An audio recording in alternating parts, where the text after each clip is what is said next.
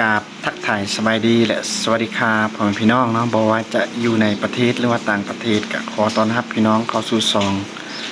บ่าวแพงเราเนี่ยอีกคือเก่าคือเดิมกันเด้อพี่น้องเนาะมื้อนี้มาพบมาพอกับพี่น้องเฮาแพงก็จะรีวิวให้พี่น้องเฮาได้เบิ่งบ้านที่ว่าบ่าวแพงกับเมียสร้างเนาะว่าหลายคลิปที่ว่าแพงได้เว้าให้พี่น้องเฮาได้ฟังว่าการสร้างบ้านเนาะแต่ว่ายังบ่ให้พี่น้องเฮาได้เบิ่งตอนนี้ก็สิให้พี่น้องเฮาได้เบิ่งบริเวณอ้อมรอบในบ้านที่ว่าแพงกับเมียสร้างเนาะแต่ว่าบ้านของเฮาก็ยังบ่แล้วพี่น้องการสร้างก็ยังอยู่ใน50-50อยู่พี่น้องเดี๋ยวจะรีวิวให้เบิ่งนํกันเลยพี่น้องเอาพี่น้องตอนนี้ก็สิรีวิวให้พี่น้องเฮาได้เบิ่งอยู่ในทางในก่อนเนาะพี่น้องเพราะว่าทางนอกฝนตกพี่น้องนี่ทางนอกก็มีฝนตกอยู่เนาะเดี๋ยวจะให้พี่น้องเฮาเบิ่งตามหลังพี่น้องก่อนจะเบิ่งทางนอกเนาะเฮาก็สิให้พี่น้องเฮาได้เบิ่งทางในพี่น้องเพราะว่าตอนนี้เนาะก็ได้ถมดินเป็นที่เรียบร้อยกันแล้วพี่น้องนี่ก็มี2ห้องนอนพี่น้อง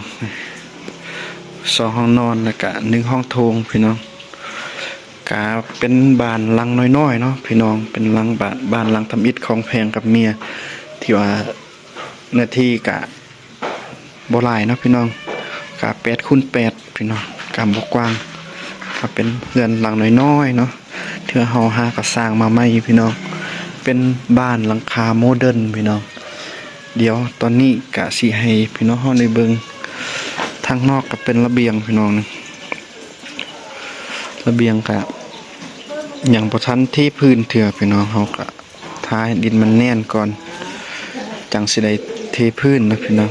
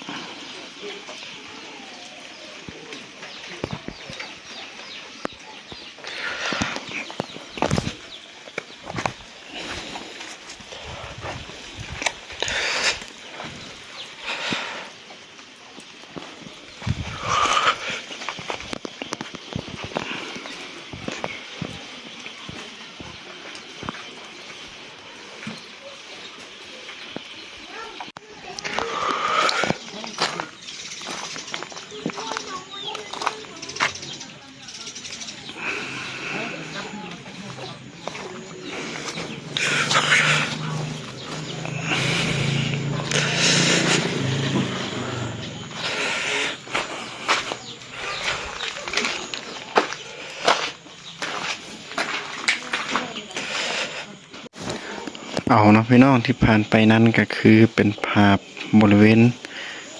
อ้อมรอบทางนอกเนาะพี่น้องแพงกะถ่ายน้อยนึงเพราะว่าฝนตกพี่น้องตอนนี้เนาะพี่น้องแพงก็ได้เอาสายเอาหินมาไว้แถวนี้เนาะพี่น้องก็เพื่อจะได้ใส่เทพื้นเนาะพี่น้องคันว่ามื้อใดว่างเนาะแล้วก็เบิ่งสภาพคลองดินพี่น้องนะดินที่ว่าแพงถมแถวนี้มันแน่นพอเฮาก็สิได้ที่พื้นพี่น้องส่วนตัวนั่นเนาะก็เป็นบ้านหลังเก่าพี่น้องบ้านของพ่อแม่แพงนั่นแหละอันนี้แพงกับเมียก็ได้สร้างบ้านแล้วก็สิได้ลงมาอยู่เป็นของตัวเองพี่น้องสิบ่ได้อยู่นำพ่อนำแม่แล้วพี่น้องเฮาก็สิได้แยกย้ายเติบโตพี่น้องแพงก็สิได้ออกจากบ้านพ่อลงมาอยู่เฮือนของตัวเองก็อยู่แปะกันจังซี่อะไรพี่น้องเพราะแถวเฮาอยู่ก็บ่ค่อยมีพื้นที่ที่ว่ากว้างพอพี่น้องทางนี้ก็บริเวณทั้งข้างเฮือนพี่น้องก็ยังบ่แล้วเทื่อเนาะพี่น้องนี่ไม้ที่ว่าเฮาใส่เฮ็ดก็ยังบ่ทันแล้วพี่น้องเฮาก็ใช้งบประมาณอยู่หลายเติบพี่น้องก็หมดอยู่ประมาณคันไรเงินลาวก็ประมาณ70-80 ล้านกีบพี่น้องก็ได้แต่ซ้ำนี้พี่น้องวัสดุที่ว่าเฮาใส่ก็ส่วนหลายก็แม่นไม้เนาะพี่น้อง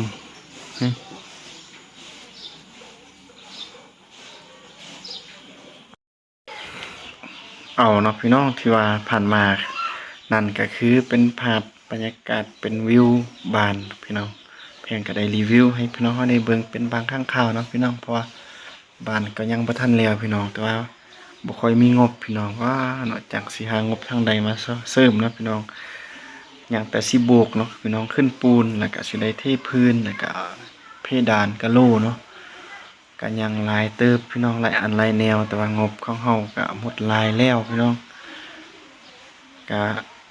จากปีนี้สิแล้วบ่เนาะคันว่าปีนี้บ่แล้วก็ปีหน้าจึงได้ซ้ำให้มันแล้วพี่น้องแต่ว่าที่จริงแพงกับเมียก็อยากให้มันแล้วภายในปีนี้เนาะพี่น้องเพราะว่าแพงกับเมียก็สิได้ลงเรือนเฮ็ดเรือนเฮ็ดหอเป็นของตัวเองเฮาก็อยากลองออกมาเติบโตเนาะพี่น้องเป็นผู้ใหญ่เต็มที่เนาะพี่น้องเฮาก็อยากมีเรือนเป็นของตัวเองพี่น้อง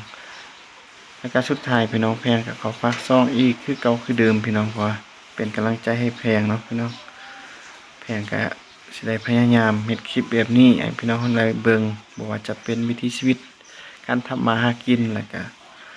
พิธีของประเพณีต่างๆเนาะแพงก็สิได้เก็บภาพบรรยากาศเหล่านั้นให้พี่น้องเฮาได้เบิ่งพี่น้องแล้วก็มื้อนี้ก็ให้พี่น้องเฮาได้เบิ่งเพื่อนเนาะหรือว่าบ้านกับแพงกับเมียเก็บ10เก็บ20หาเงินหาคำ เพราะว่าระยะผ่านมาเนาะช่วงปลายปี2025เนาะพี่น้องเข้าสู่ต้นปี2026แพงกับเมียก็ได้ไปทำงานรับจ้างพี่น้องอยู่ในเมืองจีนก็ได้เงินเล็กๆน้อยๆแล้วก็